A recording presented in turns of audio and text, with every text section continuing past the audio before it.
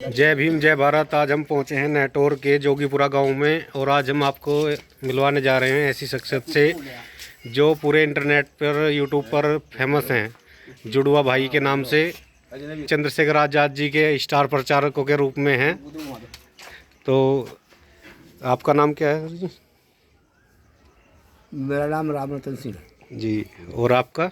मेरा नाम रतिराम सिंह, पूर्व प्रधान। जी जी। तो आज आपको क्या लग रहा, क्या माहौल है अब की बार नगीना किसको संसद भेजना जा रही है संसद में?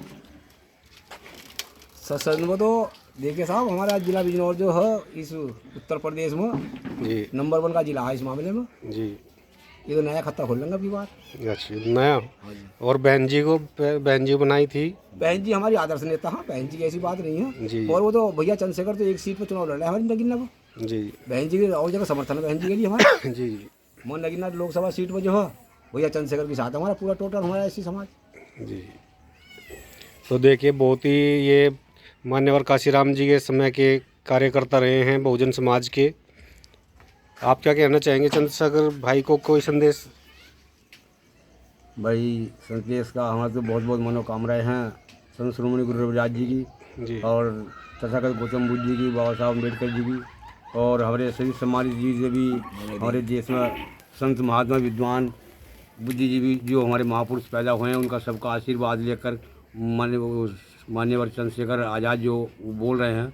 और जैसे कि भी उन्होंने पिछले समय संकट झेल लगाए हैं तो उन लोग जनता के दिमाग में एकदम से उनके प्रति भावना जो है से आकर्षित होकर उन लोगों के उत्तेजना समर्थन जुटाने की आवश्यकता पड़ गई है।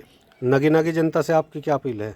नगीना की जनता तो यह हमारी क्या अपील है, वो सभी की अपील हो रही है। इस टाइम पर पूरा हमारा प्रयास है और समर्थन भी है इस समय।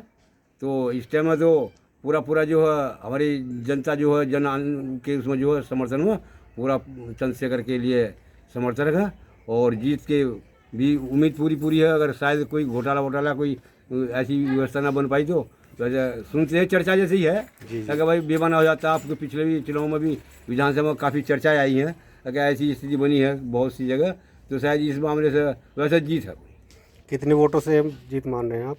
जो कि जैसा आवाम मुस्लिम समाज भी और कुछ बैकवर्ड का भी रुझान इस समय वह जुड़ गया है, तो इसलिए उम्मीद तो यह है कि कोई 2 लाख को, कोई 2.5 लाख को, बस अगर ज़्यादा मिला तो कम से कम 1 लाख से जीत हो ही जाएगी।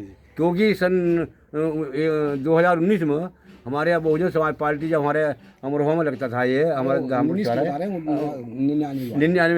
की बात है, हाँ 99 में, तो ये उस टाइम पर राशिद अली हमारे BSP चुनाव जीते थे तो 97,000 जीते थे।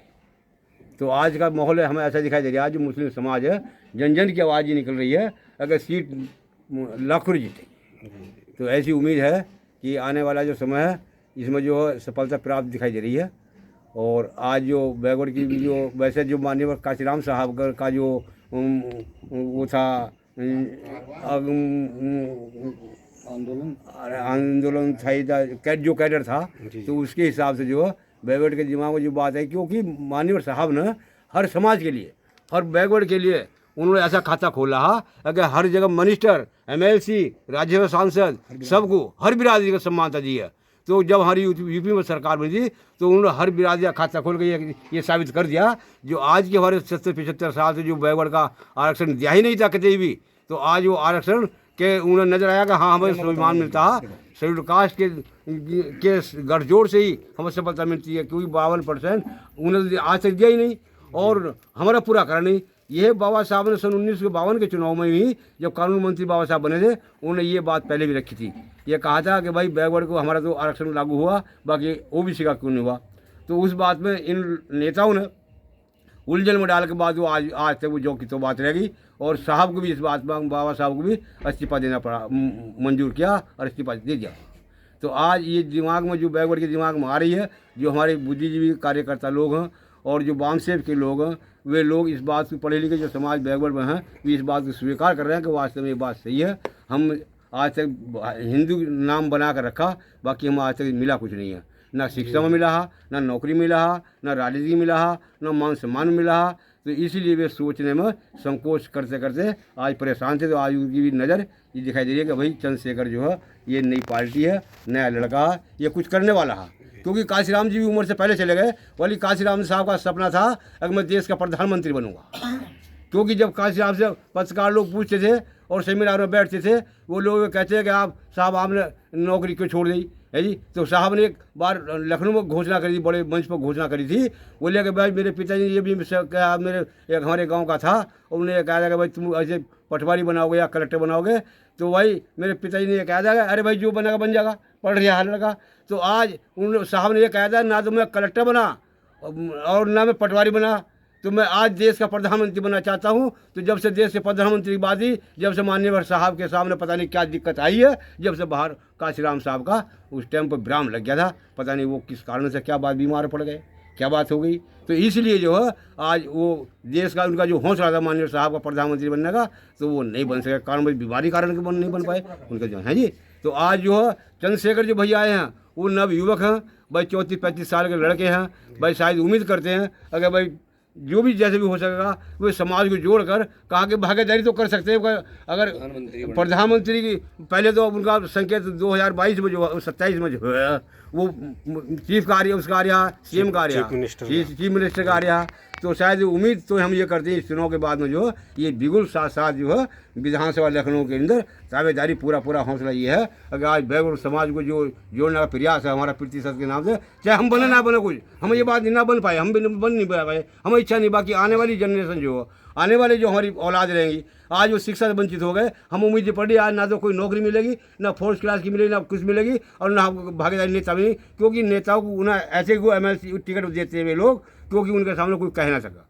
आज वो लाम बंदर टेप लगा रखा उनके मुंह पर, वो कहीं नहीं देते, वो कुर्सी बैठाना काम में करते हैं। बाकी फॉर्मेलिटी के लिए, क्योंकि देश बोल रहा है, नेता बोल रहे हैं, सारी वो मीडिया बोल रही है। क्योंकि आज जैसे हमारे द्रौपदी मुर्मू जैसे लोगों का सम्मान नहीं है, और पीछे कोविंद राम जी राष्ट्रपति रहे, उन जैसों का देश के मालिक का जब सम्मान नहीं है, तो इसलिए संकट में इस टाइम जनता है। जनता सोचने में तो बदलाव चाह रही है, परिवर्तन चाह रही है, और ये परिवर्तन होना भी अनिवार्य है। हमारे बाबूजी बैठे देखो ये आप तो आपको लगता है कि चंद्रशेखर जी काशीराम जी के सपनों को साकार कर पाएंगे?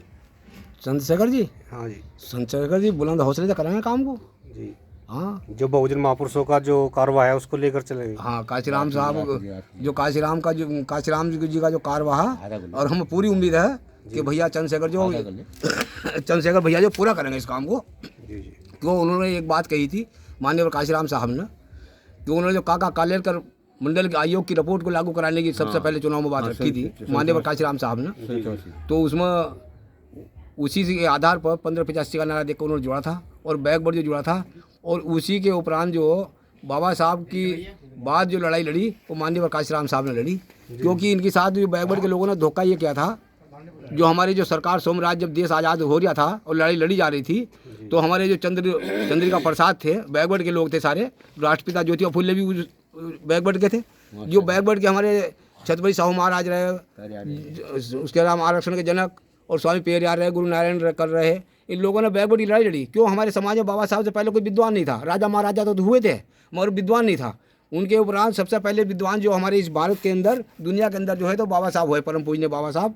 और उन्हीं के दूरदर्शी उन्हें ज्ञात था, उन्होंने संविधान में लिख दिया था उन्होंने पहले ही कि हमारी जो अनुसूचित जाति जनजाति का जो आरक्षण उन्होंने संविधान में उसका जब क्लियर कर दिया था, खोल दिया था उन्होंने, तो उसके प्रावधान रख दिया था उसमें। और पिछड़ी जाति का बाबा साहब नहीं लिख पाए थे उस समय पर।